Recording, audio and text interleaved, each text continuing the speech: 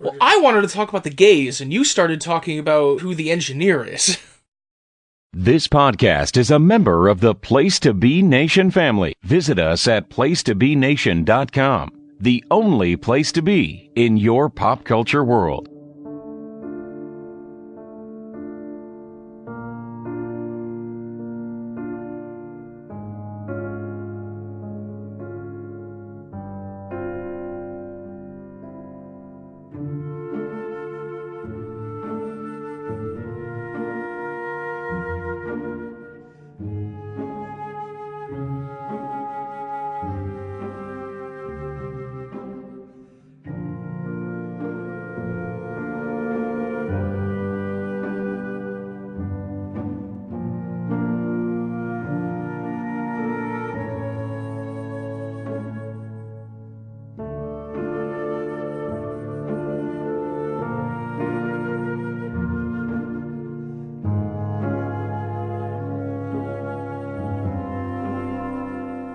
Hello, listeners. Welcome to episode 39 of the Butler podcast, Our Spectacular, where we are finally, at long last, getting around to our discussion of Star Trek Discovery Season 1. I, of course, cannot do that without my brother, Mr. Scott Butler. Hello, Scott. Hello. Now, Scott, when it comes to Star Trek Discovery, is it possible that we two, you and I, have grown so old and so inflexible that we've outlived our usefulness? Would that constitute an opening question? I think it would constitute two opening questions. One of them asking about the other. That's very meta. I suppose it is. And maybe you've grown too old and inflexible.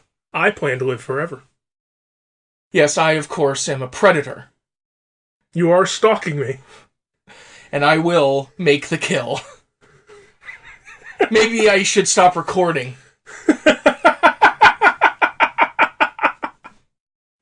So when it comes to Discovery, I think we've had pretty similar reactions. Although not at the same time, which is interesting. I was a much bigger fan of this show when we first watched it. You were pretty down on it right from the initial run. Well, if we go back to our previous show, when we talked about the first two episodes, I was very cautiously optimistic. But optimistic nonetheless. And then as the season wore on, I got a little less optimistic because it just seemed to be kind of in a mode of television I don't vibe with as much as maybe I might. This is very, very much Star Trek made for our current moment of prestige TV. For better or for worse. Well, we'll get there. When it first ran, I liked it a lot more than you did. It wasn't perfect, it wasn't great, but I thought it was a solid 5 or 6 out of 10. I generally enjoyed it for what it was. Like I said, it had its drawbacks, but I generally thought it was pretty good. Rewatching it so that it's fresh in our mind for this podcast, good lord, watching this show is a chore. Like, it's a trial. I thought we were going to knock this out in a weekend. We didn't watch more than 3 episodes in a day. Yeah, that part was a little surprising. It's shocking how hard it was to watch this show. You say it's made for this moment in television. This show is not made for streaming platform because this show is like the opposite of bingeable. You cannot sit down and binge this show. You can't do that. I mean, I understand the reason they didn't post it all at once like Netflix does, and the reason they doled it out one a week is because they wanted to have subscribers on their CBS streaming platform for 6 months rather than for like a week to watch it all. But this show, you can't sit down and binge on this show. It just doesn't work that way. It was a trial to get through this show in a week. Well, the reason I say it's Star Trek made for the prestige TV moment is one of the reasons why I actually thought it is shockingly unbingeable, and that's the preponderance of extreme plot twists. Yes, there is that. It's sort of everything is turned up to 11. Yeah. And everything is done as like a shocking swerve. There's a lot in common between really bad normal television writing and really bad wrestling booking, where they just have like a whole bunch of shocking swerves just for the sake of having a whole bunch of shocking swerves. And this show, right from the beginning, the edginess, the aggression between characters, the confrontationalness, the amount to which everybody hated each other for the first 2 or 3 episodes. I mean, the first 2 or 3 episodes after the first 2 episodes, because, like I said in that other show, those were basically a prologue. Those were backstory. This show didn't start until episode 3. I actually noted that when we started rewatching with episode 1 and the opening credits started. And I'm like, oh, look, it's a whole list of people who aren't going to show up until episode 3. But it's like everything is cranked to 11 to be as like edgy, as confrontational, as like antagonistic. And it's just... it's too much. And it doesn't feel Star Trek-y when they do that. It kind of feels like a reaction to the 90s Star Trek formula. They don't have to work with the Roddenberry rules about conflict between humans. They don't have to work with the restrictions on serialization. And they don't have to work with some of the visual and makeup effects limitations. And so they go all out on all of those subjects. It's interesting that you mentioned that. And we're sort of bouncing all over the place right now. But we're probably going to be, yeah. One of the things that I noted down is like... this show, it feels both too long and drawn out and also very rushed. Like, when you think about all the stuff they cram into one season, and it's not even a 26-episode season, it's a 15-episode season. They start the war, they have, like, the initial confrontation of the war. The war lasts for, what, a year and a half, 2 years? At least a year and a half. At least a year and a half, yeah, because they brigadoon their way through some of it. They brigadoon their way through, like, the vast majority of it, which is a problem we'll get to later.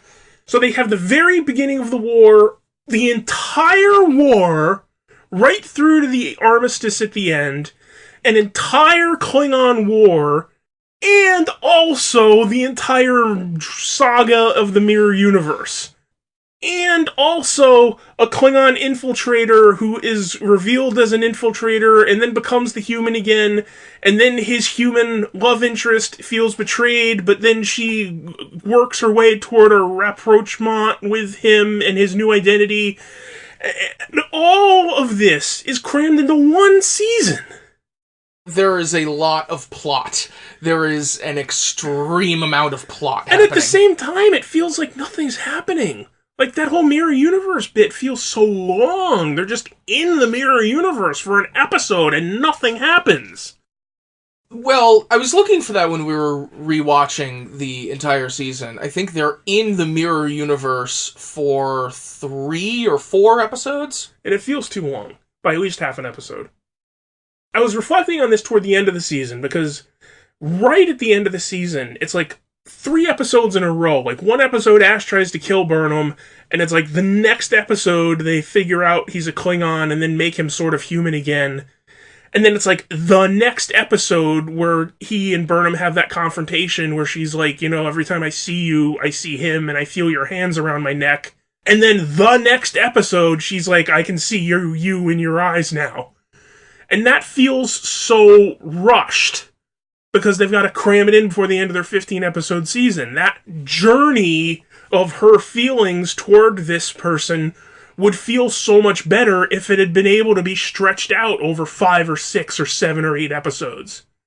This whole story of an entire Klingon war in one season of television would feel so much more like an actual war. It would feel so much more epic. You would feel like in your gut, you would get that they're at war and they're desperate, rather than just them saying we're at war and we're desperate.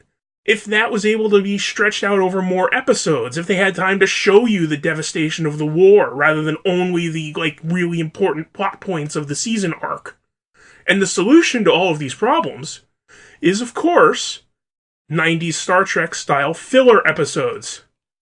So that you have an episode with a story that's not related to any of this, like, major shit going on, but, like, the B story is Burnham has feelings about Voq. Well, that's why, I mean, my favorite episode of the season like, far and away, is the Harry Mudd time foolery episode. Because that pretty much is. You know, there's this A plot of the week going on, and very much the B plot is Burnham's feelings about Tyler and exactly. And Stamets doing his thing, and you know, it allows different characters reacting to the plot. It allows those other things to evolve naturally and slowly in the background, so that it's not like this episode we're at point A, and by the next episode we're at point B. Give it room to breathe so that it takes 3 or 4 episodes to get from point A to point B, so that it feels more natural rather than like rapid, herky-jerky back and forth. Also, one of the things that I really liked about that Harry Mudd episode was that it's after the phase of the season where everyone hates each other, so they're all working together. Yeah, that was the best part of the show. After they stopped emphasizing how much everyone hates each other, and before they got sidetracked with the whole Mirror Universe mishigas. That sort of sweet spot right in the middle there, that was really the best era of the show. And it was like the Harry Mudd episode and maybe half an episode on either side of it. Should we talk about all of my problems with the Harry Mudd episode? Well, here's the problem with the Harry Mudd episode. Okay, what's your problem with the Harry Mudd episode? Please don't let it be just physics. I think that actor, Rain Robinson, or whatever his name is. Yes, Rain Robinson. I think he could play a really, really good Harry Mudd. If anybody had written a decent Harry Mudd for him to play. Harry Mudd is an opportunist. Harry Mudd is a thief. Harry Mudd is a flamboyant, charismatic con man. Harry Mudd is not a cold-blooded murderer. Harry Mudd is not someone who inflicts excruciating pain on someone for the joy of inflicting excruciating pain on the person. That's not what Harry Mudd was. Well, in the original episodes with Harry Mudd, he was much more fundamentally absurd. He was like Falstaff in space. He wasn't an intergalactic villain. He was just a petty criminal. Yeah. He was not, ooh, I get to murder you 156 times. I'm so glad to murder you 156 times! That's not Harry Mudd. Well, you know, this whole show is grim and gritty. Ugh. You know, and people kill, and people face the realities of having killed, such as when you kill someone and it starts an intergalactic war. That's the thing with this show. I think this show has so many lost opportunities where things could have been really cool, but they deliberately didn't do them that way for the sake of their, like, edginess and their prestige television and their shocking swerves. There are times in this season, after the part where his main character trait was that he hated everyone, and before the part where he was revealed to be an evil clone, I really liked Captain Lorca. Yeah, I never really warmed up to Captain Lorca, even on first watch, because he was so much the emblem of how dark and gritty this show wanted to be. We're at war, don't you realize we're at war? Yeah, and that sort of stuff, I just think is kind of stereotypical and hackneyed when it's in something in a modern setting. But having that character inserted into a Star Trek show felt out of place, and in retrospect, I guess he was supposed to feel out of place, but still, the priorities of the character as they were shown at that point, in terms of we're at war and all that grim, serious nature, really kind of put me off the character. Yeah, but when he wasn't doing that, I really enjoyed the character and Jason Isaacs' performance. Jason Isaacs was great. When they weren't doing the whole, we're at war, and so you'll do what I tell you to do, because I'm trying to win the war. When they weren't doing that bullshit. Like, Captain Lorca in the Harry Mudd episode. Yeah. Was great. Really, from right about that time. Because that was that sort of sweet spot between everyone hates each other in episode 2, 3, 4, in episode like 3, 4, into 5. I don't know, this thing happened so fast. I don't know what episode is which.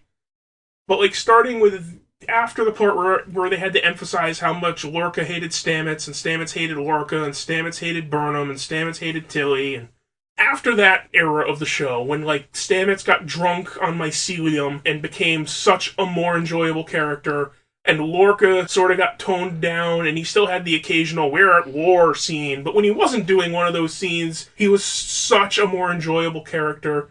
Right up until they go to the Mirror Universe. Like, right up until he's revealed as the Mirror Universe. And, like, watching it a second time, you can see the hints that he's the Mirror Universe. Oh, yeah, there are so many. But when you don't see those hints, it seems so good when he's given that rousing speech about, we're in an alien universe. These people aren't like us. They don't value diversity like we do. They don't have the strength of Federation ideals like we do. That was so good back when I thought it was actually a Starfleet captain, and Jason Isaacs was so good in the role. When I thought he was actually playing a Starfleet captain, I'm disappointed we won't get to see more of Lorca without the whole "we're at war" thing dragging the character down, because I think it could have been a really awesome character. I'm afraid we will see more of Lorca.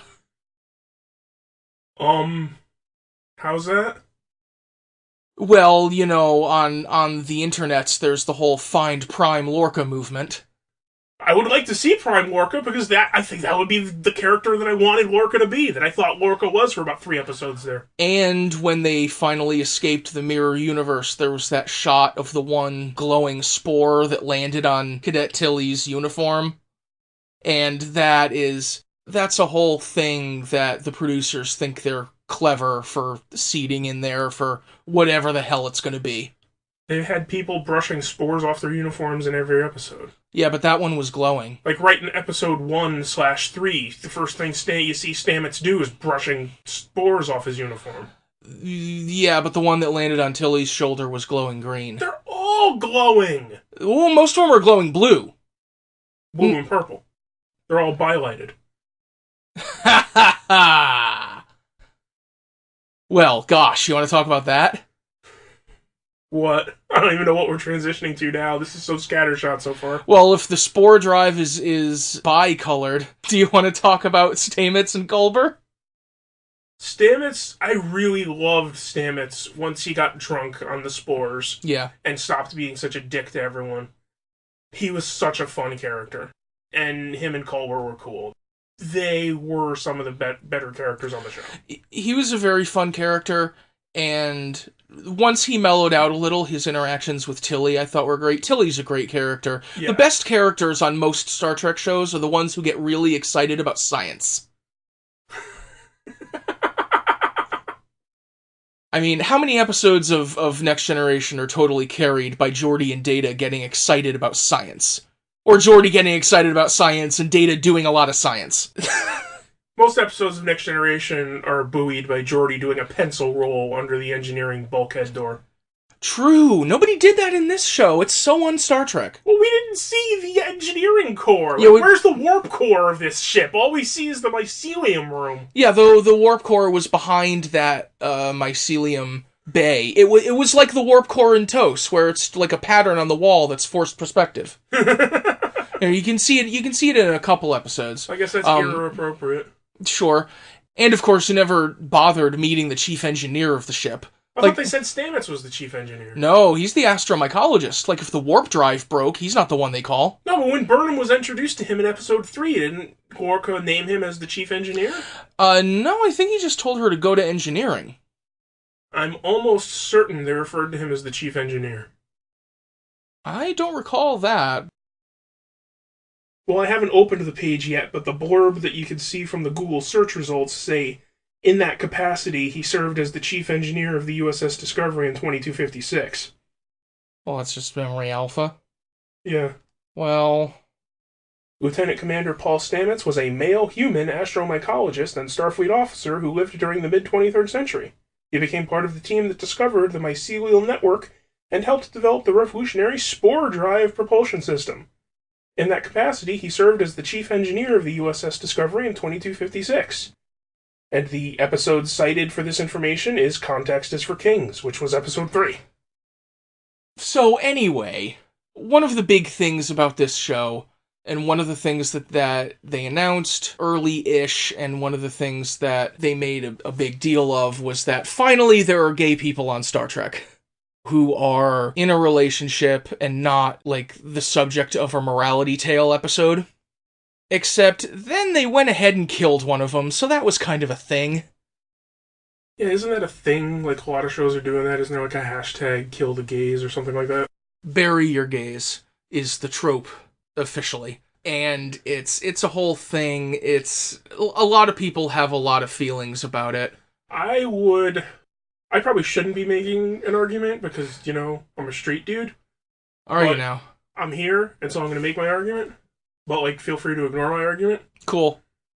I don't think this quite fits. Because isn't that about killing off the gay main characters on a show? Like, you've got 6 main characters, and you need to kill a main character because you're prestige television, and you need a shocking swerve. And 99% of the time, you just happen to pick the gay character to kill off for your shocking swerve. Or a person of color. I think this doesn't quite fit because they didn't kill Stamets. Stamets is the main character. Culber was just Stamets' boyfriend. And they didn't kill Stamets. Culber wasn't one of the main characters like Stamets or Lorca or Burnham or Saru or whatever. Culber was like a secondary character. And when a secondary character is the love interest of a main character, one of the things you do with that secondary character sometimes is fridge them. Okay. That's sort of the way I saw it. But again, I'm a straight dude, so feel free to ignore my entire opinion, if you like. See, my reaction to it was a little muted, not only because my reaction to most things is muted because of catastrophic depression, but also because I'm not someone who really yearns for representation in media the way that a lot of people do. I'm not judging that at all, and it's great when it happens, especially when it's good. But it's not something with deep emotional stakes, for me personally, the way it is for other people. I mean, there are people who were enraged when they wanted to kill someone to reinforce dramatically whatever they were doing, and Culber was the one that they killed. There were people who were enraged, and right to be enraged in a lot of ways. Which is why Wilson Cruz and the writers and producers were very, very quick, despite their secretive ways on a lot of other things, to say, oh, he's coming back, we promise he's coming back. And then when he came back as the Mycelium Dream Vision, they were very quick to say, no, he's coming back again. He's coming back for real. It's okay, he's coming back. How many dead characters are they bringing back? All of them, maybe? Jesus. See, from a macro perspective, I totally understand that reaction. Because it's part of a larger system where there's like 100 other shows that are killing all of their gay characters as well. Exactly. That's why the trope is horrible and insulting. From the micro perspective, though, I totally understand the choice. We only know one medical officer. There's only one medical officer on the show whose name we know, that we've seen before, that we recognize on sight, that we care about because one of our main characters cares about them. And so if Tyler is going to snap and kill the medical officer who's discovered his Klingon heritage, what other choice was there? What other medical officer could he have killed other than Culber? Name another medical officer on that ship. I mean, just because there aren't other characters as it was written who could have filled that role doesn't mean they couldn't have written the show differently. I suppose. Like I said, from the macro perspective, as part of a larger trend in film and television production, I understand the anger. But from the micro perspective, considering only this show and the context of what decision they made in this show, I think it makes a lot of sense. Like I said, if you have a secondary character who is the love interest of a primary character, one of the things you sometimes do to that secondary character is kill them, to cause pain and some sort of reaction out of your primary character. I suppose, but I mean, again, it's a reaction that I completely understand, and as happens with a lot of things that the writers and producers and such will say about the show, I feel kind of patronized. Wow. by the whole attitude that, please don't have this reaction against the show that we wrote. We're gonna fix it. It's gonna be okay. We promise. Well, that's like maybe write a show you don't have to apologize for. Well, maybe audiences could just watch a fucking show and not be outraged about every fucking thing. Oh, come on. Lynch mob calling for Kathleen Kennedy to be burned at the stake. Maybe you could just enjoy a piece of media and not hate every creative decision that every creator of media makes. Not all negative reactions to writing decisions are equal. Yes, but I'm saying there's a reason why as soon as somebody comes out with a piece of media, they immediately try to stem the torrent of outrage on the internet. Because, if they have a character open the door with their left hand instead of their right hand, there will be a torrent of outrage on the internet. And so it sort of gets lost. I mean, you've heard the story of the boy who cries wolf, right? If there's, death threats over, meaningless bullshit, there's death threats because Luke wasn't historic enough. There's death threats because there's a black woman as the main star of a Star Trek show. There's death threats because the gay characters exist in the first place. It all sort of becomes one mass of noise coming from the internet, and so legitimate complaints that have legitimate reasons behind them sort of get lost in the mass of outrage machine that the internet has become. And so I understand the reaction of somebody who, as soon as they start receiving criticism from masses of internet people, just start trying to do whatever they can to stem the tide. And from their perspective, they don't really differentiate between, you're the 400th television program this year to kill a gay character versus, oh my god, you had the angle of the delta wrong on your uniforms. Oh man, they got the deltas wrong on so many uniforms. Oh my god, dude. From their perspective, I can see them eventually no longer making that distinction because it's just one big wall of noise coming at them. And the legitimate criticism sort of gets lost in the mass. And so, as long as they're not saying, hey, we had a gay character, aren't you happy? What the fuck, queers? As long as they're not doing that, I'm willing to cut them some slack. Can I ask a question? You might know this or might not. I don't know this. Okay, go ahead. There's 147 credited producers on this show. Yes. Are any of them gay? Do they have gay creators behind this creative endeavor of the first gay characters on a Star Trek show? I have no idea. I know Anthony Rapp and Wilson Cruz are. Yes, that's the actors are. That's an important thing to note as well. Yes, they at least have gay people playing the gay characters, so at least someone in the process is informed on the issue. And speaking of people who get death threats over various things, there's Anthony Rapp. I have no idea if any of the writers or producers are gay. I assume get enough people in a room, some of them should be. I was going to say, just because there's so many of them, you'd think just by the law of averages. On episode 10, I actually counted. And I don't know if this changed from episode to episode, but I actually counted on episode 10, on the opening credits for episode 10. Just in the opening credits, there were 19 credited producers in the opening credits.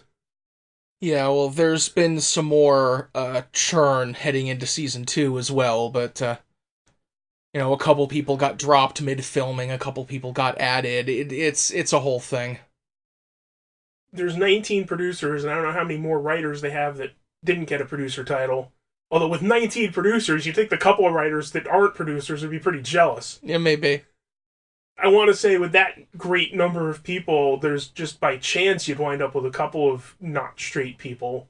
But then again, systems of privilege. It's still Hollywood, yeah. So who knows? But I would be curious. I mean, obviously Anthony Rapp and Wilson Cruz were involved, and they don't seem to have a problem with it. Any interview they've given or any statement they've made, they've never made some sort of tepid, well, they made a creative decision for the character, and, it'll be interesting to see what happens to Stamets next season after this happened. They could give really tepid statements that very clearly broadcast their personal opinion of, yeah, it's a bunch of bullshit, but I'm getting a paycheck, so I'm not going to say that. But none of their statements have conveyed that message that I've seen. Right. So they seem to not be outraged, at least. I'll go that far. Whatever their true feelings are, from what I can tell based on their public statements, they at least seem to be genuinely not outraged, not angered that this happened to the characters. And as the only gay people that I know of involved with the creation of these gay characters, I'm going to take that as a sign that, this isn't necessarily the worst thing in the world. But again, I'm a straight dude, so feel free to ignore my opinion totally. Also, I haven't seen Wilson Cruz in anything since like 1995 or so. Yeah. Damn, he's so much bigger than I remember. I remember him being like this skinny, slight little thing, and he's like standing there in his medical uniform with his giant, broad shoulders. Well, those uniforms buffed out pretty much everyone on the show. Those uniforms had some serious shoulder pad action. I feel like the medical uniform had even more of it, though. It might have, yeah.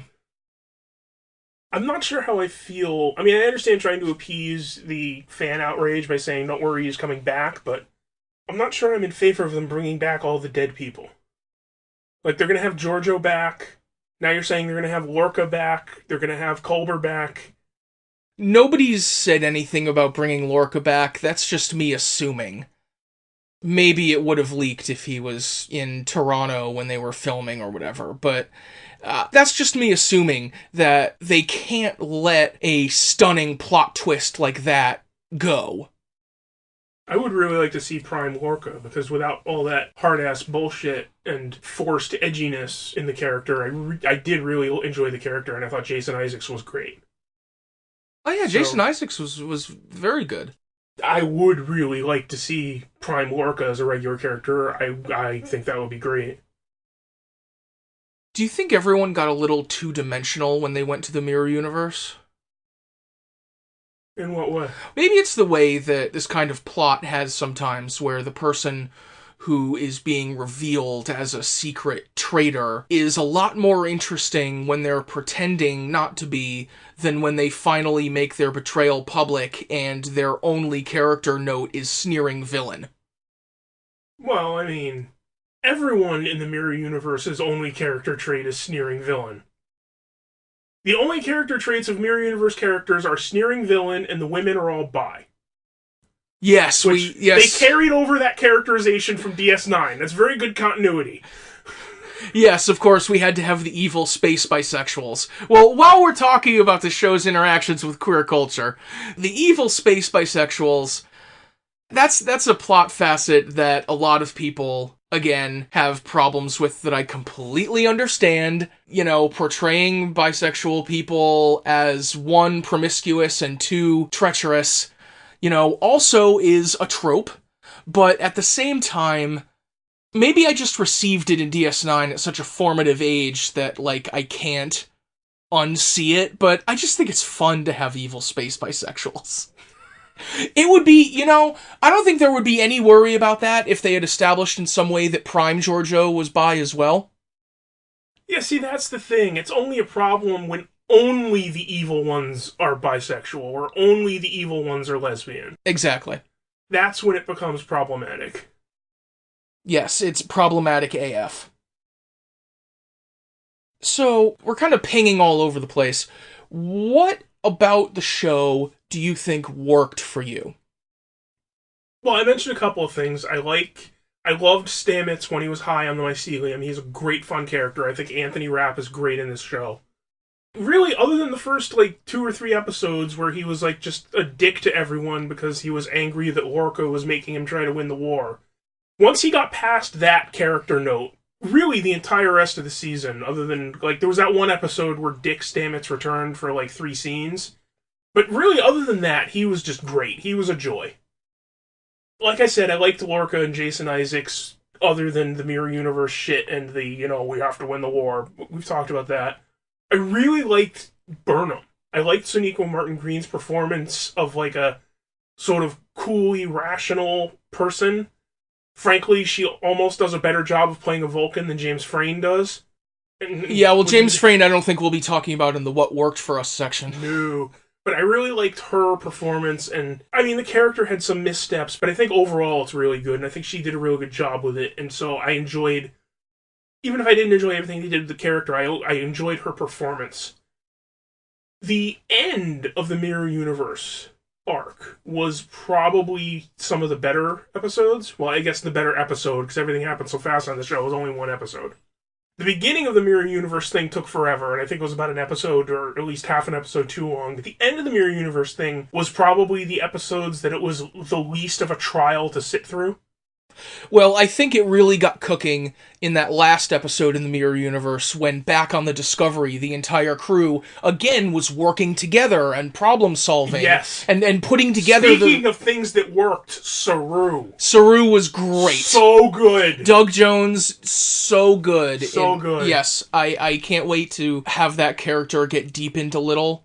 Yeah, supposedly they're doing an episode on his homeworld in Season 2. That should be really interesting. Yeah, and they're doing, before Season 2 premieres, they're doing the short treks, like 10-15-minute mini episodes, and one of those is about Saru.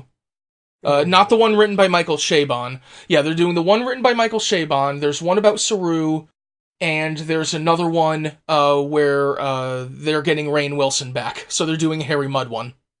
Well, hopefully it's better written. But yeah, Saru was very good. When Saru took command of the Discovery and started... That speech he gives in engineering, so good. That was your prototypical Star Trek speech. Yes, it was. You can put that up with, you had the Kirk speeches and the Picard speeches and the Sisko speeches. Everyone had speeches. Everyone had speeches. That Saru speech was right there with them. It was very nice. You know what? Under other circumstances... Lorca's whole, these people aren't like us, they don't have the strength of our diversity, might have wound up in consideration on that sort of list. I don't know, I was just so kind of put off Lorca's character at his introduction that didn't really sink in for me. Lorca had his good notes and his bad notes. But we're talking about what worked for us. Tilly, you mentioned, she's really good. Yes. I really like her interactions with people. I don't think I would rank her really very high on my list of favorite characters, but I love her interactions with almost every character. Her and Stamets, her and Burnham, her and Saru, all of her interactions with other characters are great. Anything else worked? Oh, Jesus. That might be the end of the list. Oh, man. I mean, I liked Michelle Yeoh in the first 2 episodes when she was playing normal Giorgio. Michelle Yeoh. I mean, I guess she was still good playing the Mirror Giorgio, but I'm just so down on most of that Mirror Universe stuff that it sort of soured my impression of it. Yeah, Michelle Yeoh was very good. They tried to make Mirror Giorgio less two-dimensional than some of the other Mirror characters, because she still had that sympathy for Burnham, even though it wasn't her Burnham. But even that, I don't know, came off a little trite to me. But, I mean, Michelle Yeoh doing fight choreography... just like so obviously outpaces everyone else. It's ridiculous.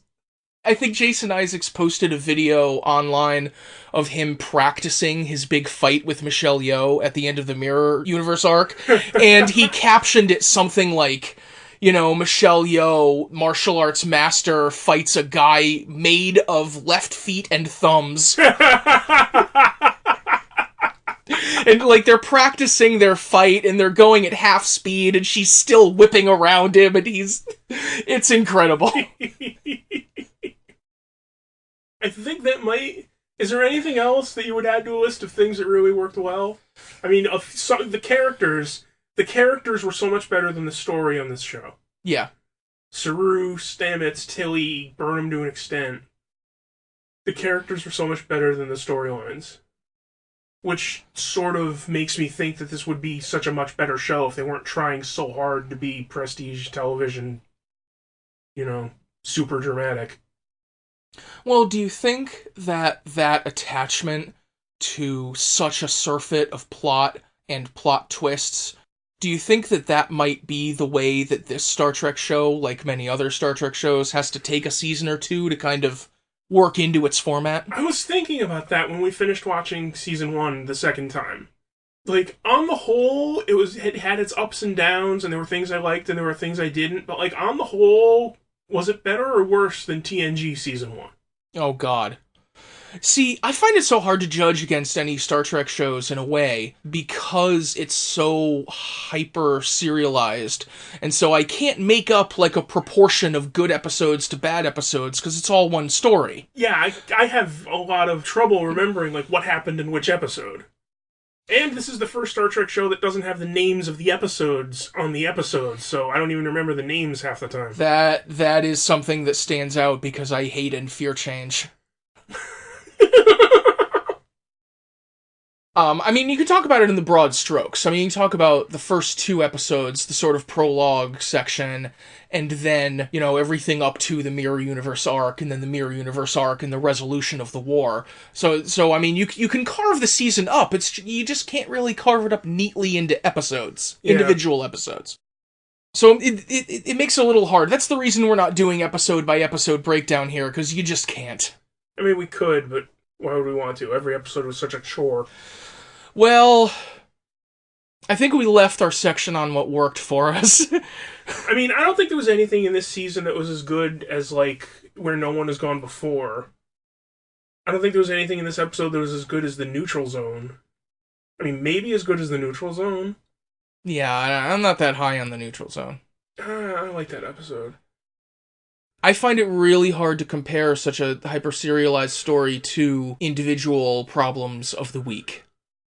Even in a bad season of television, you know, like Next Gen Season 1 or Voyager, any.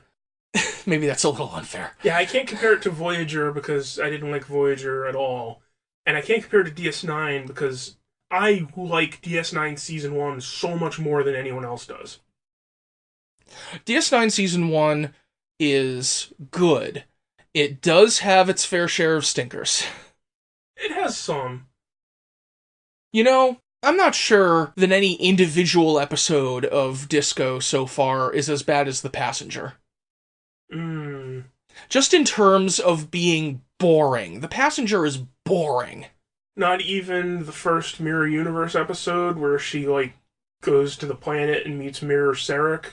And, like, they spend the whole episode above the planet, not destroying it, and then at the end the Emperor shows up and destroys it, and that's it. That's the whole story of the episode.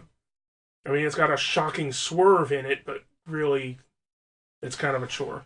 Well, isn't that also the one where they reveal Voq and he tries to kill her? There's all of that going on.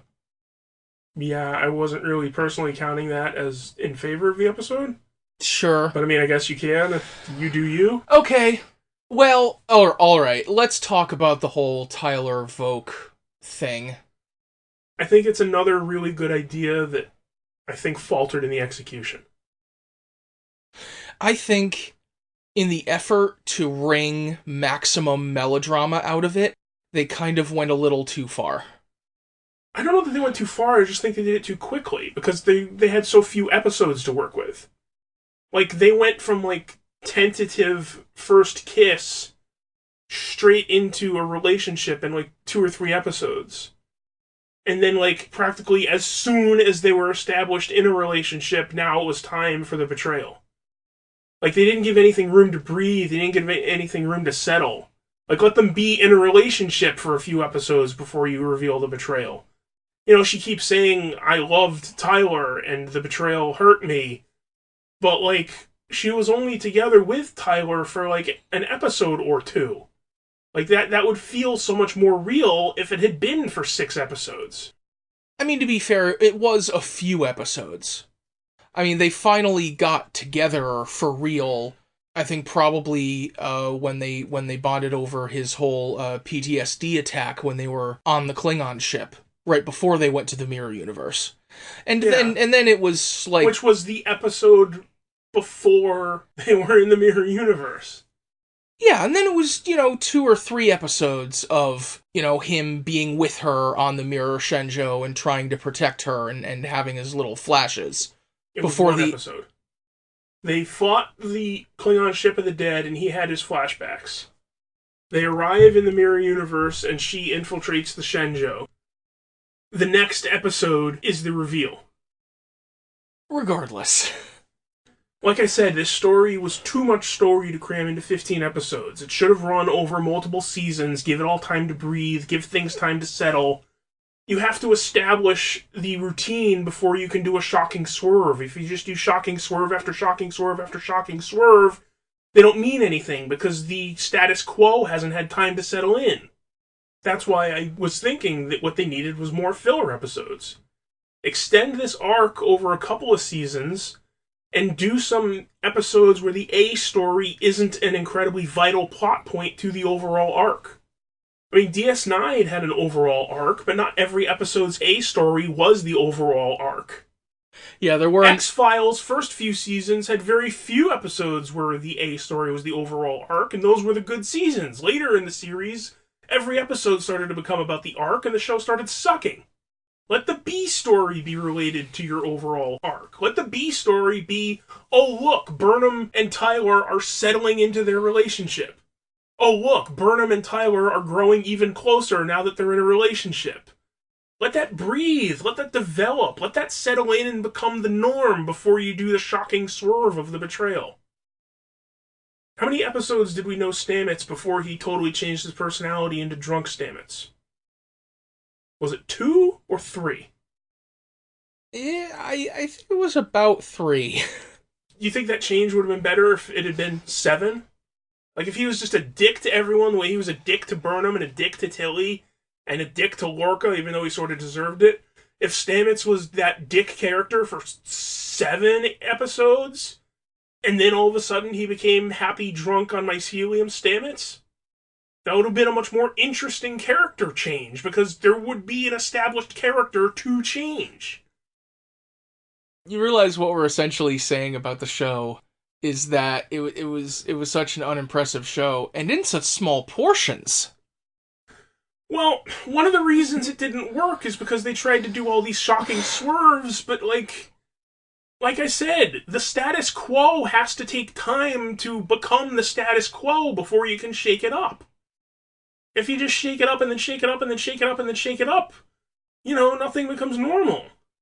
The whole point of a shocking swerve is that you think you know what's going on, and then all of a sudden everything is different. If all of a sudden everything is different, and then all of a sudden it's different again, and then all of a sudden it's different again, and then all of a sudden it's different again, it doesn't have the same impact. It would have made the ending work better. The ending where Starfleet suddenly decides, hey, we're going to genocide the Klingon homeworld. Oh my god, yeah. And they do this because they've been devastated in the war.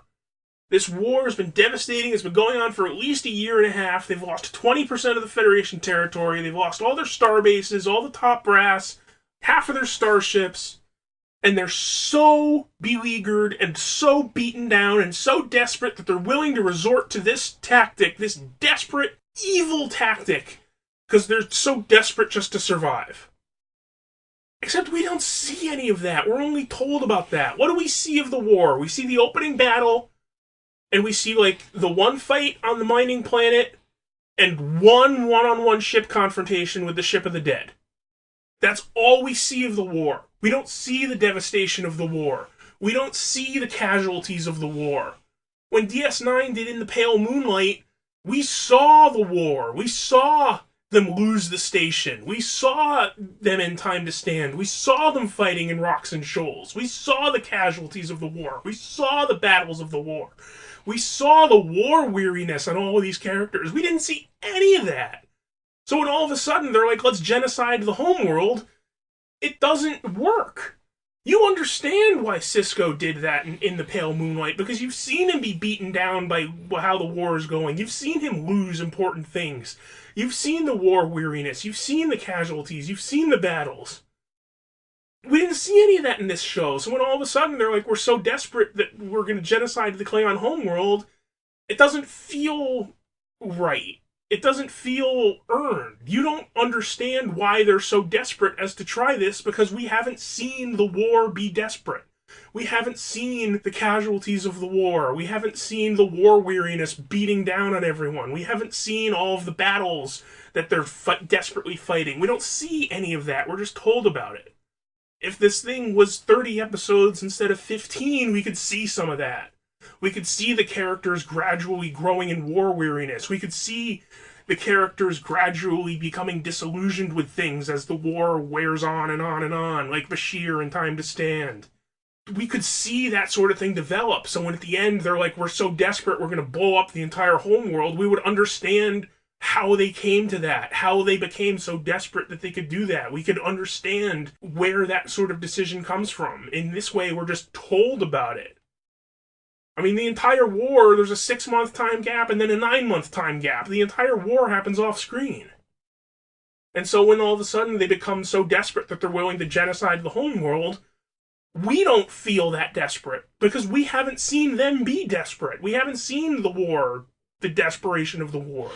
It does feel extremely quick to have everyone resorting to the very worst ideas that they possibly could. Even from Sarek doing forcible mind melds to verify people's identity, and then later in that episode they decide to hand over the whole operation to the Mirror Emperor. It's just so, like, ruthlessly dark without earning it. Exactly. We don't see them earn it. We don't see the desperation slowly grow. We're just all of a sudden told, hey, we're desperate. And again, if they'd let the thing breathe, if they'd done episodes whose point wasn't a major part of the overall arc, if they'd done episodes like AR-558, whose point was just, look at this devastation of war. If they'd had 2 seasons to spread this thing out and they'd been able to show us more of that, then at the end, in episode like 27 or 28, when they're like, we're so desperate, we're willing to listen to the Terran Emperor because we're so desperate. We would understand that. We would feel that because we would have experienced that with the characters. We didn't experience any of that because everything was so rushed because they were trying to cram in an entire war and a Mirror Universe saga all in 15 episodes. Yeah, I've got to think they could have shown a lot more of that without the Mirror Universe stuff. Yeah, that seems like an unnecessary sidetrack. I mean, it feels a little bit like Brian Fuller might have thought his time on Star Trek might be short, so he wanted to get in everything he wanted to do. Yeah, it was shorter than he thought. Well, yeah.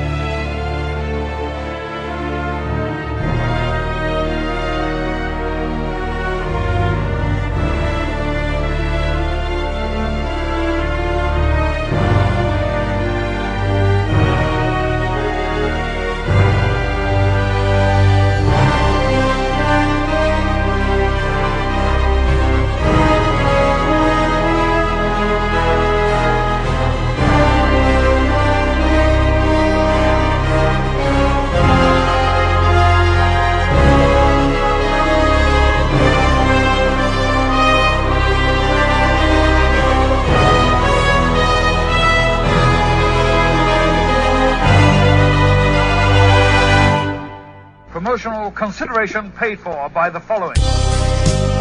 Hey, pro wrestling announcer Kevin Kelly here. I want to make sure you are all subscribed to all the great feeds here at Place to Be Nation. It's really easy to do. Just head to iTunes or your preferred podcatcher app today and search and subscribe to the Place to Be Nation wrestling feed, which of course includes the full archives of the Kevin Kelly Show, the Place to Be Nation pod feed, and the Pro Wrestling Only feed. Subscribe, listen, and then rate us and leave feedback today. And be sure to give Justin your true thoughts. I mean, don't hold back. After all, he is kind of a jerk. Just listen to Scott.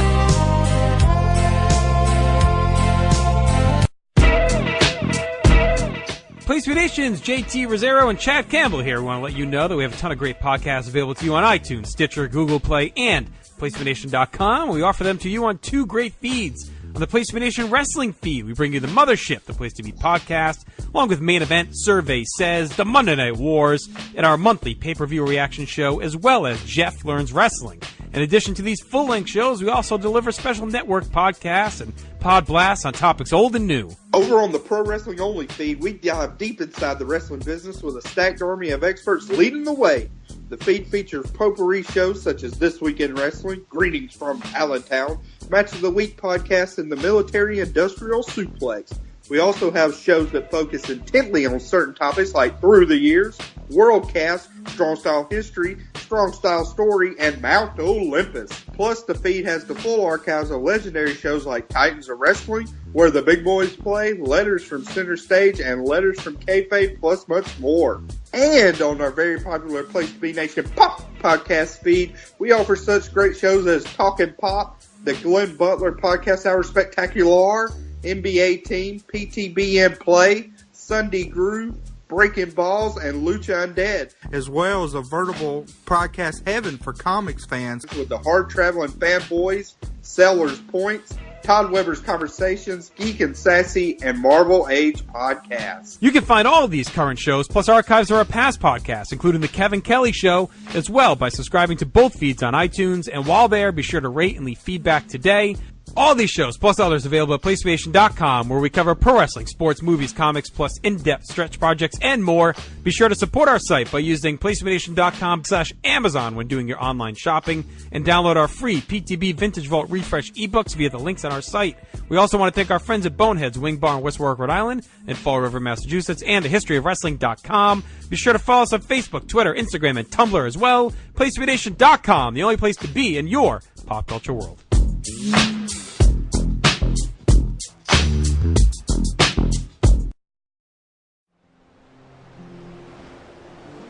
Nobody needs me. Kastaveš ležby mupta, zdoniv da mów na neech wychow.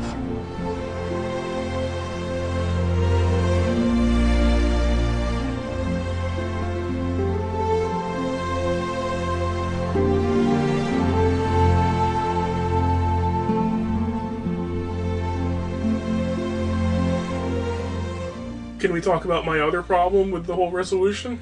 Sure, let's go. I said in our first episode, when we were reviewing the first two episodes, and all we knew of the rest of the series was the preview that ran at the end of episode 2, I said they're doing some sort of freaky experiment on the ship, and at the end they're going to retcon the war away. Yeah. Because that was the only way I could reconcile this devastating quadrant-wide war with the Klingons with the relative status quo that we see in the original series 10 years later. Where the status with the Klingons is the Cold War. Yeah. And as the show went on, nothing dissuaded me from that theory. Like, another aspect of the Harry Mudd episode was Stamets is unstuck in time. Yeah. I stood by my theory, they're going to retcon the war. And then when they said, we're temporarily displaced coming back from the Mirror Universe, we're temporarily displaced by 9 months. Well, there's a 6-month time gap, and the show's been going on for a few months. We're temporarily displaced by 9 months. They're going to retcon the war. And then they went the wrong way, and it was even later in the war, and there was just, the Klingons were approaching Earth, and they destroyed every starbase, and they killed the Starfleet brass, and they're approaching Earth, and they took 20% of the Federation, and they're just devastating everything. And I'm like, they're going to use the spore drive to temporarily displace, and they're going to retcon the war. That's going to be the resolution. And then that wasn't the resolution. And frankly, I think it would have been a better resolution. Like, what is the status quo now? There's a bomb in Kronos, and this one woman has the trigger, and she uses that to take control. All they have to do is kill her, and then no one can set off the bomb. And then they can go right back to attacking the Federation. Like, the whole resolution makes no sense. I mean, not only is their desperation unearned, but the resolution to the war that they reach doesn't really make sense. I think it would have worked better if Cornwell, gives the proposal, we're going to use the Terran Emperor, and we're going to put a bomb in Kronos, and we're going to cripple the Klingon war effort. And then Burnham and Stamets and Saru and maybe Tilly, they all get together, and they're like, we can't allow this to happen, what are we going to do? And Stamets is like, we can temporarily displace. I can figure this out. So you were still hoping for that resolution right up until the end. I think it would have been a better resolution. They go back to the initial battle of the binary stars. And they do what Burnham wanted to do in the first place, which is destroy the one ship before it has the chance to unite the houses and start the war. And the Klingons are impressed by the show of strength, and they wind up in this sort of not quite at war détente that we see in the original series. I think that would have frankly been a much better resolution than what they eventually did. Speaking of some meta elements, I don't think this is a show that's going to push the reset button, because it's a show that knows how much people hate the reset button. Yeah, I understand that, but I still think it would have been a better resolution. I don't disagree. I think it would have been more in line with what we already know of the universe from the original series. I think it would have made more sense than the resolution, the way it played out on the show. I think it would have led to better outcomes for the characters. Like, Burnham's mutiny is erased. Michelle Yeoh can come back because she's still alive. I think it would have resolved a lot of things better than the resolution they did on the show. Like at the end, they're just like, oh, we won the war, so we don't mind about your mutiny anymore. Yeah, basically. Again, this might be something that's unearned, but the show tries to place so much emphasis on, capital letters, Starfleet's values, without really showing us a whole lot of people living them. Because they're so invested in showing the desperation that people have that leads them to break them. That's another thing they could have done with more episodes, is show some of Starfleet's values before they skipped right to the point where they showed everybody violating them because of the desperation. I mean, some of that was shown in some small ways, especially in contrast to Lorca, when, Stamets would talk about using the mycelium network to explore, which was exploited by Troika? Troika, yes. The only time we actually see Starfleet values is in the first episode where they counter the mutiny, and it leads to the war. Like, the only time we see people adhering strictly to Starfleet values, they're portrayed as hopelessly naive and ignorant of how they're projecting themselves. Yeah, so you think there's a certain cynicism about it? Like, honestly, how on the nose are you if you literally make "we come in peace" part of every greeting? And do you honestly say that and expect the people you say it to believe you? Yeah, I think that's definitely them being portrayed as naive on that. Hopelessly! Especially... Also, how many times does Cornwell describe something as humanely? What happens to Klingon prisoners? Well, they're interrogated humanely. What are you going to do with me now that I'm here in your parallel universe? Well, we're going to take you to the starbase and we'll hold you humanely.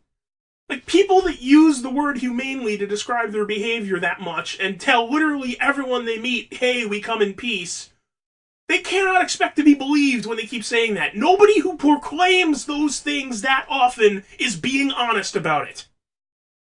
Well, and of course, these are the people who were so quick to abandon everything and resort to the genocide and the forced mind melds and all this.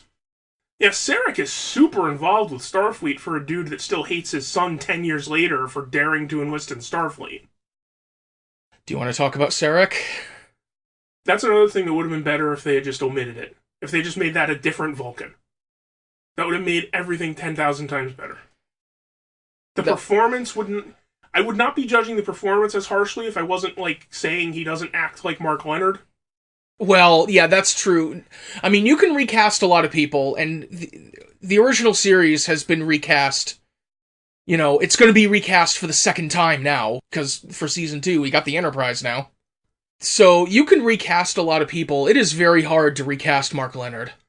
They didn't even manage to do it for the JJ movies, and they recast everyone pretty well. The JJ movies got a little more leeway because it's a mirror universe. I mean, it's not the mirror universe, but it's a different universe. Yeah. So, you sort of grant them a little leeway there. But, he's literally supposed to be playing Mark Leonard. And he is not Mark Leonard. Seriously, I watch his performance and I'm thinking, is Leonard Nimoy literally the only person that ever figured out how to properly play a Vulcan character? Mark Leonard... Who played a Vulcan really good? Leonard Nimoy, Mark Leonard, who possibly learned it from Nimoy, Zachary Quinto, who learned it from Nimoy, and I guess Celia Lovsky and Dame Judith Anderson. They were pretty good. Sure, yeah. And, other than that, no one has played a Vulcan any good. Tim Russ got it. He was good. I guess he was okay. Yeah, you're right. He was pretty good. He wasn't as good as those other ones I mentioned, but he was okay. He had his own style, but it worked because he was a different Vulcan. Yeah.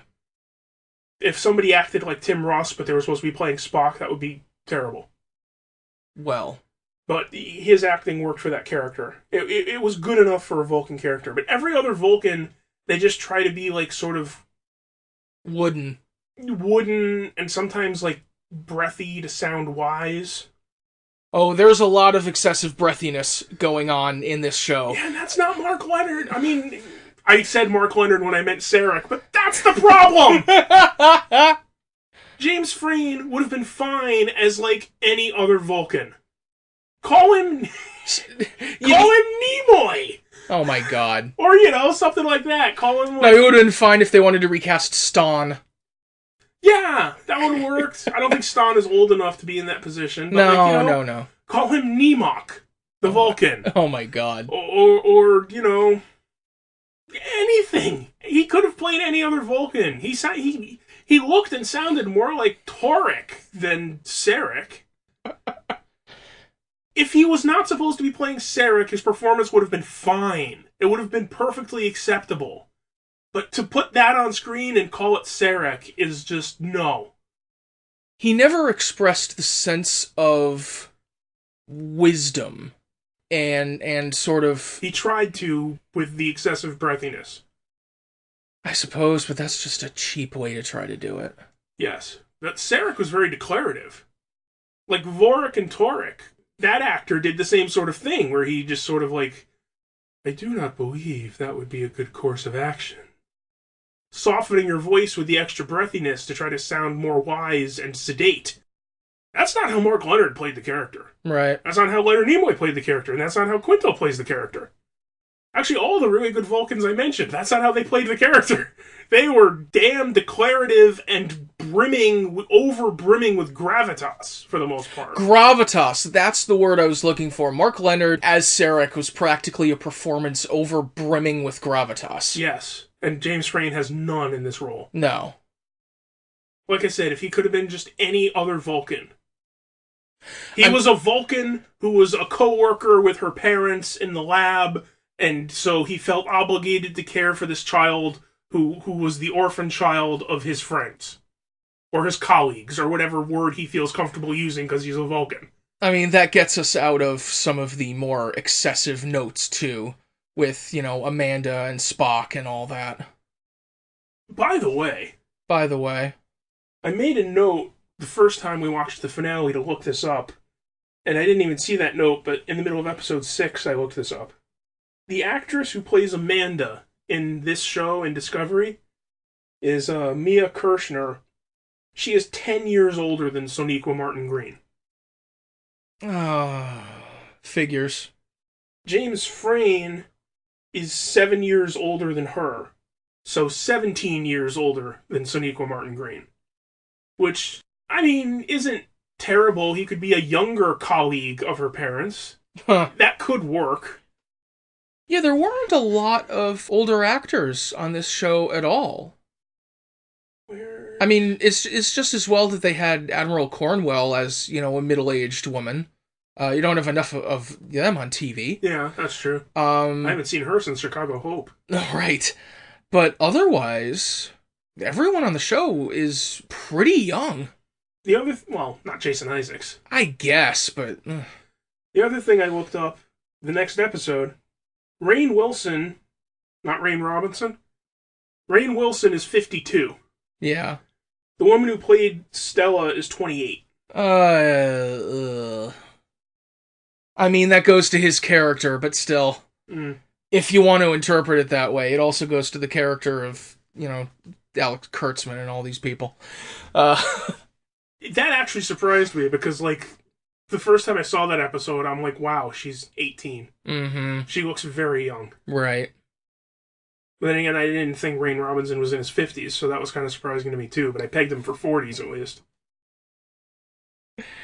Rain Robinson, thank you. Whatever. You know what I mean. I do. The guy who could play Harry Mudd if anyone would write Harry Mudd instead of a psychopathic killer. Well, I guess we'll see what the Harry Mudd short is.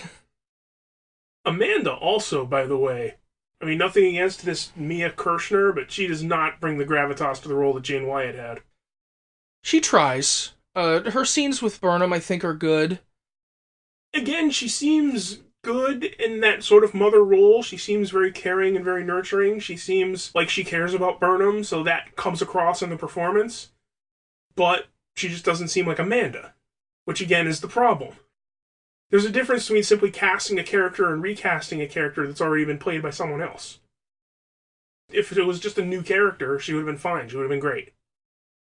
I mean, it would have been weird to have another Vulcan married to a human. Yeah, that I don't think would fly that well. But I reiterate, Sarek is super involved with Starfleet for somebody that still hates his son for being in Starfleet 10 years later. Well, it's one thing for Sarek to do something in his role as, like, a venerated figure in the Federation, apparently, and another thing for his son to do something other than what Sarek has planned for him. Although, if you want to look at it, much like with Sybok in Star Trek V, where Sybok actually fills in a lot of gaps and unexplained things in Spock's backstory, the fact that he shafted Burnham and sacrificed her place on the Vulcan Expeditionary Force so that Spock could have that place instead, and then Spock spurned it and ran off to Starfleet, that would explain why he's so pissed at Spock about that. Yeah, that definitely adds another note of disdain for that character note, for sure. Although I'm so desperate for some mention of Sybok somewhere in this. Just to see the fans online go nuts. Oh, How man. dare you maintain continuity with the original? Oh, God. Well, yeah, there's Because especially this season where they're going to have Spock somehow. Do you want to talk about season 2? Eventually. But I'm just saying, if they're going to have Burnham and Spock and Sarek is around, somebody has to mention Sybok. Please, please, please. Oh, God. You want to get to other parts of the overarching story that just don't fucking work? What else didn't work for you? There are some great crimes in cinema. Mm-hmm. The most famous of these is, of course, Elrond should have pushed him. Okay. If this ring is such a danger, and having it in the hands of a man is such a vulnerability, then at that moment, when the man tries to claim the ring, Elrond should have said, fuck this, and pushed him into the lava and destroyed the ring. Added to the pantheon right now is Burnham was right. Burnham was absolutely 100% right. The Federation dicking around, and we come in peace, and please talk to us, and you happen to have invaded our territory with your massive warship, and would you mind terribly if we sat down and had a conversation about your invasion of our territory with your massive warship? I think that would be nice. I'll bring scones. Burnham was right. Burnham could have stopped the war. Burnham could have prevented all of this from happening. And every single time somebody tries to blame her for starting the war, I want to throw something through the television. Because the only thing she did to start the war was fail in her mutiny. If her mutiny had been successful, she would have prevented the war, she would have prevented 8,126 deaths, she would have prevented losing all these ships and all these star bases. She was right from the beginning. The person who started the war was Saru for getting in her way, the weapons officer for not firing when she told him to, Giorgio for stopping her. Those are the people that bungled all of this, refused to listen to her sage advice, and blundered their way into the war. And the show actually acknowledges this. Because in the very first episode, she's court-martialed for a mutiny, and then what does she have to do later in the show? She has to call Saru and convince him to mutiny against Captain Lorca. And then she goes back to the ship and gets together with Saru and Tilly and the rest of the bridge crew and convinces all of them to mutiny against Captain Giorgio and Admiral Cornwell. The two crucial overarching plots are resolved by Burnham convincing the crew to rebel against their orders and do what's right instead of what they've been ordered to by Starfleet. Which, if she had managed to do that in episode 1, there wouldn't have been a war. And every time someone tries to say, you helped start this war, or you started the war, or your mutiny started the war, every time someone says that, I want to punch that character in the face. Well, technically, the mutiny didn't start the war. She started the war when she killed the torchbearer. She killed the torchbearer in self-defense in an attempt to escape. He was the one who attacked. Yeah, but we're already presenting the Starfleet people as a little naive. And yes, the Klingons, sent that guy out there to get killed, to start a war, to make Kronos great again, but regardless of the fact that it's an obvious pretext the Klingons put out, it is the pretext that the Klingons had for attacking, or counterattacking. If that ship had been destroyed by the time the other ships of the Great Houses got there, and the victorious Starfleet ship was sitting there among the debris, there wouldn't have been a war. It would have broken down to the tense standoff that we saw in the original series. That's why the retcon resolution actually would have been better. Because it would have fit more with established canon, and it would have been the full circle for Burnham, where she saves the ship by convincing them to rebel against Lorca, and she saves the day, saves the soul of the Federation by convincing everyone not to follow the orders of Admiral Cornwell. It would have been full circle for her to go back and correct the initial mistake where she failed to convince everyone what was necessary in this situation regardless of orders. What they try to do at the end is to present it as a final mutiny to stand up for, again, capital letters, the values of Starfleet, where Burnham says that she let those down at the beginning. I mean, that's the parallel that they're trying to draw there. Yeah, but what they show on screen is that she was right. Well. She fails in her mutiny. They don't act belligerently because she wants them to. They act the way they're supposed to as the Federation, and what that leads to is the war. And it pissed me off so much. Right at the beginning, in episode 2, where Giorgio says shit like, what have you done, or how could you have done this? And I want to scream back at the character, she was the one trying to prevent this! You're the one who caused this! And then the other prisoners are like, you're responsible for 8,000 deaths. And she doesn't respond with, no, I was trying to stop the war. That's why I went against orders. And my reward for trying to stop the war is that I was court-martialed. Well, no, because by that point... And your reward for sticking with your Federation values is 8,000 dead. Congratulations. Well, no, she doesn't object by that point, because by that point, she's racked in guilt. I mean, she basically spends the rest of the season in a fog of guilt over Giorgio dying. I feel that's one of the saddest things, is that they've almost convinced her that she was at fault. When, like I said, she was right from the beginning. Elrond should have pushed him, and Burnham was right. Also, by the way, can I just point out? Yeah, sure. 6 months into the war, only 8,000 people have died? That doesn't sound too devastating to me. Well, I mean, a lot of them are just going to be on ships. That's before the Klingons really start invading planets, maybe. I mean, I'm surprised they didn't hit several thousand at the binary stars. How many starships were there? Yeah, but in the TOS era, starships only have a few hundred people on them. Yeah, somewhere, I think they said Discovery has 150, somewhere around there. Yeah, plus they rescued a lot of those people after the ships were downed. And we know the Constitution class has 4 or something, 450? Closer to 400, I think.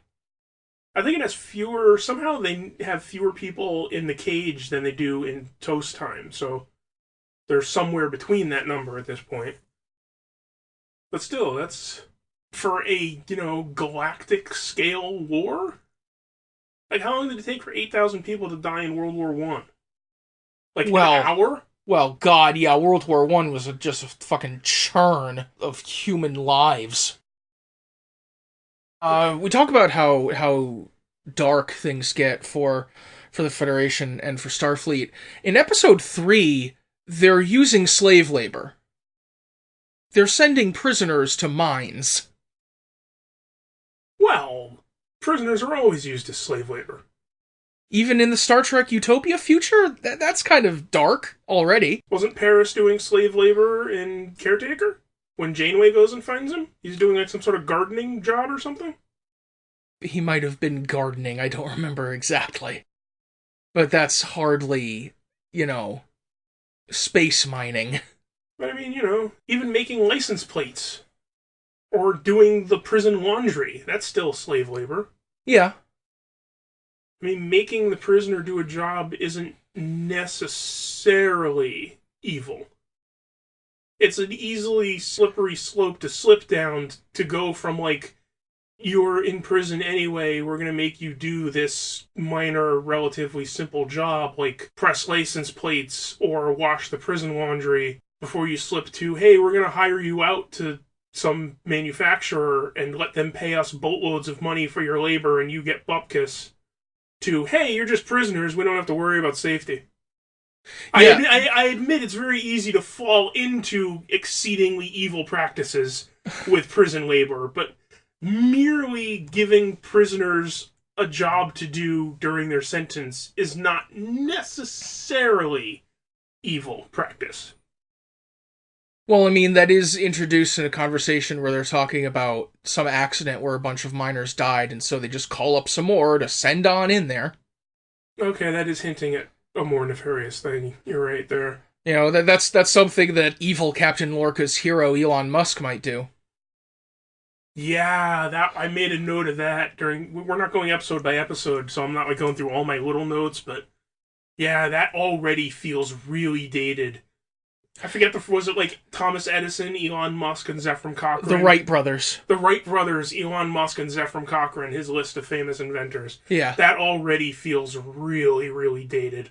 It feels dated, but it's just as well that it was evil Mirror Universe Lorca saying it, so... Yeah, who knows what Elon Musk did in the Mirror Universe? Maybe he sent that, like, one-way trip to Mars.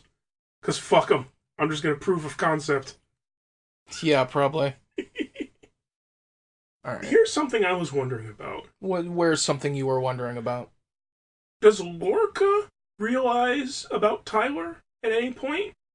Like, he invites him on board, and he's got his own nefarious schemes, and he's grooming Burnham. Does he know about Tyler and invite him on anyway because he thinks he can use this somehow? I mean, when we thought he was a Starfleet captain, we just assumed he'd been duped, but now that we know he has his own nefarious purposes, was he trying to use this Klingon operative as part of his nefarious purposes somehow, or was he, in fact, duped? I think he was probably duped as well. I think Lorca is pretty clearly focused on grooming Burnham and getting to the capital ship and supplanting the Emperor. I don't think that Tyler really fell into his plan other than this seems like a guy who is traumatized by the Klingons, and so he can use that. Yeah, okay, I can... Oh man, I have so many other questions then. Do you want my other Lorca questions or my other Tyler questions? Oh geez, here we go, alright. Why is Landry such a, competent, capable officer in the Mirror Universe and a reckless, foolhardy lunatic in the regular universe?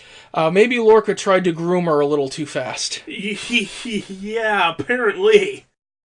Also, they have all these flashbacks of Voke's surgery to make him look human. Is anesthesia just not a Klingon thing? Or did they forget about anesthesia sometime in the 22nd century? What the fuck? It's pretty dishonorable, right? The pain is purifying in the eyes of Kalesh. Oh god, we haven't talked about that. Do you want to talk about the Klingon? The Klingon speech is so bad. It's so slow. Why is every Klingon speaking like a student in Spanish 101 in the second class. You know, I'm kind of inclined to say that it's very hard for an actor to get through the level of mask that they're putting on the Klingons now. I would be inclined to say that and leave it at that, but Planet of the Apes was made over 45 years ago. Also, when Tyler starts speaking Klingon when he's trying to kill Burnham, he sounds the same. Yeah. All of the Klingons in this show sound like Barry White after a shot of Novocaine. Even Tyler when he's still human. Yeah, it was amazing to me how much better the show got in the 15 or 20 minutes where Burnham opened up her communicator and used it as a translator, and suddenly the Klingons were speaking English and talking about honor. That was going to be my next point. Why in scenes that are only Klingons don't they just have the speech in English so that we can understand it? Well, because this is a serious television show. Yes, but they're speaking Klingon so badly. They say every syllable separately and talk so deliberately. Yes, they do. And sometimes they add a random tone. Especially Vogue. It's just, you can't have a 10 or 15 minute scene of just that. Jesus Christ, just have them speak English. We understand they're Klingons and they speak Klingons. Just have them talk in English. For fuck's sake. Yeah, I very much hope that when we get back to them in Season 2, that they've learned that lesson. I understand why they redesigned the look of the Klingons. We discussed that in our last episode. Yeah. But why did they make the speech so slow and plodding? No native speaker of a language speaks that slow and plodding. Yeah, that was a definite drawback to all of the Klingon scenes. It was very unfortunate. And yet, the very best Klingon scene in the whole show was when Burnham was confronting General Cole, and they were speaking English and talking about honor and fighting with Mek'leths. Yeah, that was pretty cool. That whole bit really worked. See, the real problem, and I know you want to talk about, the rumors for next season, so I guess we can transition to that. I actually made a note back when we first watched the end of the series in, February or March or whatever. I noted down that, we talked before about how, everything in the show is turned up to 11 to try to be a big, dramatic, prestige television event. And also, they try to cram everything into one season. Mm. So, it's not just a Star Trek show, it's the whole war, and mutinies, and devastation, and attempted genocide, and this radical, never-before-seen technology we have to explore, and also we're in the mirror universe, and all of this is super dramatic, and all of it is turned up to 11, and all of it is happening all at once in one 15-episode run, and really 13 episodes, since the first 2 episodes are a complete prologue. And then next year, if they just try to do a Star Trek show, it's going to be so tonally different. And from the look of that trailer that they released the other day, it does look a lot more like they're just doing a Star Trek show next year, and it's going to be so tonally different. It already looks so tonally different. Oh, see, that's the thing I wanted to talk about with that Season 2 trailer, where I don't think it looks as much like they're doing just a Star Trek show as I would hope for, because, again, it's got to turn into a whole new epic arc. It starts off as there's a weird science thing that we have to investigate, which is awesome, which is a Star Trek show, even if they have to shoehorn in Captain Pike and all that stuff. But then it turns into a whole huge epic arc where Burnham has to go find Spock. Yeah, doing half a Star Trek 1 there, where he's connected to the mysterious space phenomenon. I'm not sure that's necessary. I mean, we'll see how it plays out, but that whole trailer is, happy and humor-filled and peppy. They definitely leaned on the more humorous parts too, and more of the crew, liking each other and working together. The Tilly and Stamets stuff in that trailer was good. I mean, I'm sure that's going to be very enjoyable, and I'm probably going to like it a lot more than this season, but it's still going to be weird comparing this first season to that. Maybe, yeah. I mean, DS9 did a bit of a tonal shift when they went into the war years, but that was much more gradual from, like, Season 1 to Season 5 or 6. Well, yeah, they did some shifts between seasons. I mean, between Season 2 and 3, obviously, and a huge shift Season 3 to 4. But, I mean, we'll see. Can I still be cautiously optimistic? I mean, we've been complaining about this show for a while now. Can I still be cautiously optimistic about it? There's still a lot I like about this show, but it's just, damn, sitting and watching the episodes was such a trial. There's just something off-putting about it somehow. And it's almost entirely the plot. Yes. Because, like, I kept listing all the characters I liked, and it's practically every character. I can't think of a character I didn't like, with the possible exception of Mirror Giorgio. Well, and all the people who got, like, no characterization. Like, there's the rest of the bridge crew. Yeah, but even what little they're there, I like them. The, Detmer, the helmsman, and that No, not the security officer! No, but the tactical guy, the guy that fires the weapons, yeah, the communications officer. Yeah. I mean, I like all of them for what little they got to do. Sure. And Tilly suddenly becoming super confident after pretending to be Captain Killy for 3 episodes. That's so much fun. Oh my god, far and away the greatest thing about that whole Mirror Universe arc was Captain Killy, and over a few episodes we got about 10 minutes of her. What the heck? What the heck? What the hell? Oh my god. It was so good. That was so good. Yeah, a lot of the character stuff in this show, like I said, after they got through with their episode or 2 of Everyone Hates Each Other, a lot of the character stuff was so good. So I'm left to conclude that it's the plot that's putting me off. Hopefully they fix that in Season 2. Yes. Is there anything else to cover on this show? I mean, we can go into, more minor things. No, I think we're good. Like, at the end, they said Burnham's record was expunged and that she got a pardon, and those are 2 very different things. Sure, I guess. Also, it was very convenient that everyone getting an award at the end was one of the bridge characters who we recognized. Like, did they give everyone on the Discovery an award for mutinying against Cornwell? Not the Doctor. They gave one to the deceased assistant doctor. Yeah. And then they gave one to, the random communications dude and Detmer the helmsman and the random tactical guy, but, not anyone else who we hadn't seen before. I mean, it was convenient that, every face we recognized was there getting an award, and no face we didn't recognize. Yeah, this show didn't have a lot of extras. Every time they go down to engineering, it's Stamets and Tilly, and that's it. Basically, yeah. All they had was just background people in hallways and in that party in the mud episode. Oh, the party. The party, Tilly is kind of a party animal for somebody with social anxiety. Well, get a couple of drinks in her and she'll let loose. She becomes all sorts of sociable and everything when she doesn't have to worry about her allergies cropping up, I guess. Or maybe it's Wyclef Jean and she just really digs him. This is a Star Trek show that's going to have people listening to Wyclef Jean at their parties and put Lenny Kravitz in their trailers. This is what Star Trek does now. We got Lenny Kravitz, we got the Beastie Boys. We're doing this all the time now. Well, you want to talk about the music?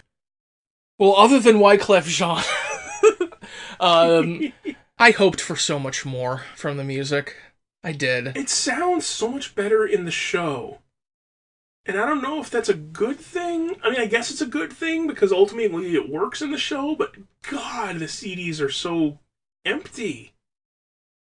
There's very little content. It sounds... Plus, you've got 15 hours, or maybe not 15 hours, because they're not all 60-minute episodes, but you've got 12 hours of television, and there's a grand total of 90 minutes spread across 2 CDs of the music. And yet, even with those rigorous selections... Yeah, and it's still, it's nothing. It's just so nothing. A lot of it sounds like the worst of the Rick Berman era music when they wanted it to be entirely bland wallpaper. I remember scenes having decent music, but then I go listen to it on the CD and it just sounds empty. Yeah. Which, I don't know how to judge that. I mean, it's god-awful to try to listen to as a musical experience, but I mean, it worked in the show, I guess? I had such a better impression of it from the show, so I mean, I guess it did its job? I suppose, I don't know. It was very unimpressive. I hoped for more. You know, when they're doing a new Star Trek show in this age of prestige TV, and, you know, there are a lot of TV shows now getting some really good music. I mean, I realize most of that is done by Bear McCreary, who does about 17 TV shows, but I'm just disappointed. Yeah, I was really hoping for something good. And from just watching the show, it sounded like there may be good stuff in there, but then just listening to the CDs, there's just nothing. Yeah, very disappointing. I know there were a bunch of composers who did demos for the show, and Cliff Idleman, who scored Star Trek VI, actually put his out as an iTunes album, and it's not much either, frankly. I mean, I guess it's fine, but... I mean, I like the main theme. The main theme is the only decent track in the thing. The only other tracks that are really any good are the ones that ape the main theme to some extent. Like, even scenes you'd think would have, like, really good big dramatic music, you just listen to the CD and they just don't. Like, that Saru speech should have some really stirring music behind it. And that track is just bland. Yeah, and you'd think you could get something a little more active into a Star Trek show these days, but... Like I said, I was very optimistic after hearing the main theme. But the rest of it is just... Like I said, it's just sort of there. It's sort of empty and nothing distinctive. Like, I spent about the first half of that first CD, like, really listening, like, okay, is there a Burnham theme? Is there a Discovery theme? Is there... And no, there's nothing. Yeah, that's another thing about these, you know, intensely serialized stories, is they could benefit so much from dense thematic music as well. Yeah. You know, if there was something stirring for Burnham or Saru or even the Klingons. Even my memory, I don't know if my memory's playing tricks on me or if they were just incredibly bad at choosing tracks for the CDs, but like, I remember some really big Klingon music in some of those Klingon scenes. I remember like a big sort of fanfare type thing for the Terran Empire when Giorgio shows up as Emperor. I remember some like big musical moments in the show, but none of them are to be found anywhere on the CD. And I don't know if that's just my mind playing tricks on me, or it sounded better in the show with like effects and when I was paying attention to the story and not the music, or if they just were astonishingly bad at choosing what music to put on the CD.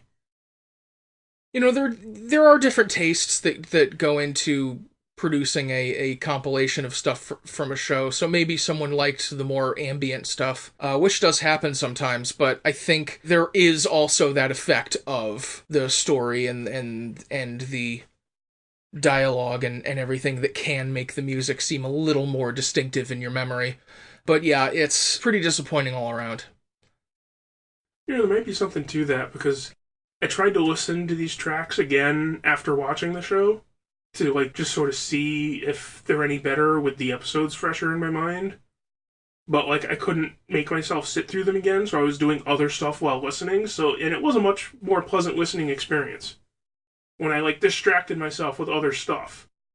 And so I really only noticed the high points. So like I noticed the 10 seconds of fanfare and like ignored most of the ambient schlock. And it was a much more pleasant listening experience, but it still leaves me with the impression that there's just nothing there. And that's a disappointment. On that note, I feel like, despite all the negativity that we've had about this show, I don't actually want to be that negative? I don't know. I'm still not sure it's worse than TNG Season 1, or especially TNG Season 2. Yeah, there were definitely, oh god, a lot of clunkers. I mean, a lot of shows stumble out of the blocks and then sort of, like, figure themselves out. Yeah. And if the way they figure themselves out is the, you know, happy, jokey tone of the Season 2 trailer, I'm okay with that, I guess. Yeah, hopefully. We'll see. I mean, like I said, I like Burnham, and I like Saru, and I like Stamets, and I like Tilly, and I even like Lorca. So, there's a lot of good building blocks they could use there to make a really good show with. Maybe with the two showrunners being fired, maybe the show will improve. I know fandom loves to hate Alex Kurtzman, but I really liked all the reboot movies, so, you know. Well, like it or not, I think Alex Kurtzman is our guy for Star Trek, at least on TV, going forward, because he has his whole new deal with CBS. He's developing other shows. Is there any information on any of that, or just that it's going to exist theoretically? Just rumors on what it's going to look like. Someone asked him some questions about it at Comic-Con recently, and all he basically said was whenever someone asked about a particular idea or a particular rumor, all he would really say is, there are conversations, we're having conversations, we're getting ideas together. He said that when someone asked about the rumors that one of the new shows is going to star Patrick Stewart, and when someone asked about the idea of a new animated show. And when someone asked about the show that we know Nick Meyer was working on about Khan. When would that be set? I think it might be during his exile on SETI Alpha 5. Mm-hmm. I guess there's potential in almost everything.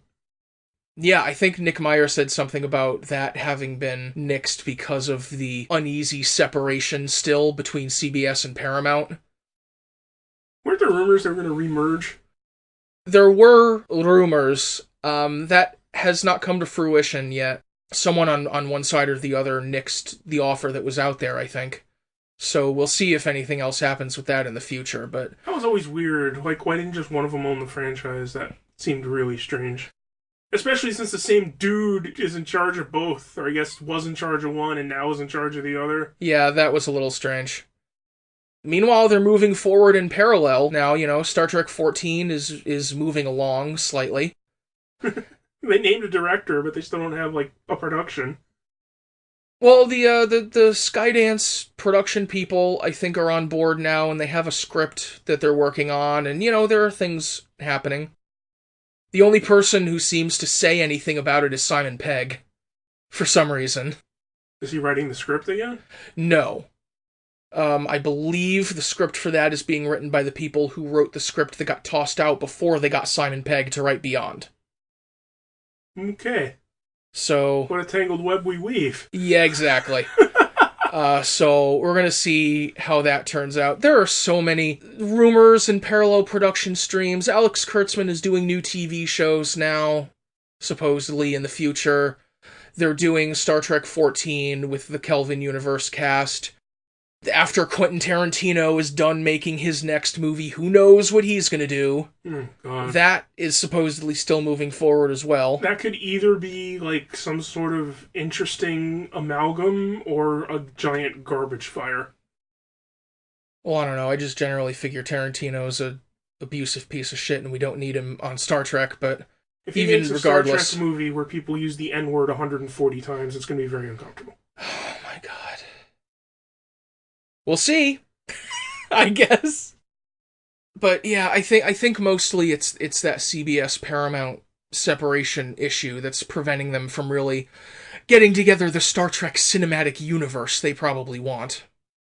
Instead, there will be some Star Trek movies and there will be the Star Trek CBS All Access universe. I don't know, maybe people should be less eager to put together a cinematic universe. It's not like anyone other than Marvel has made that work. I suppose. The next most successful example I could think of, other than Marvel, is, Star Trek in the early 90s with TNG and DS9. With, Picard appearing on DS9 and Bashir appearing on Next Generation. That was my next best example. Every other attempt in the last 10 years has been a giant garbage fire. And on that note, as we look forward to the future... As always, reflection, surprise, terror for the future. Yes, indeed. And if you, dear listeners, are feeling reflection, terror, or surprise, and you want a little advice on how to deal with it, you can let us know, and we will try to help. The email address for that is spectacularadvice@gmail.com. Please reach out to us. We want to hear from you. That'll do it for our Discovery Season 1 epic reaction show, I guess. Thank you, Scott, for being with me. Thank you, listeners, for listening. We will see you next time.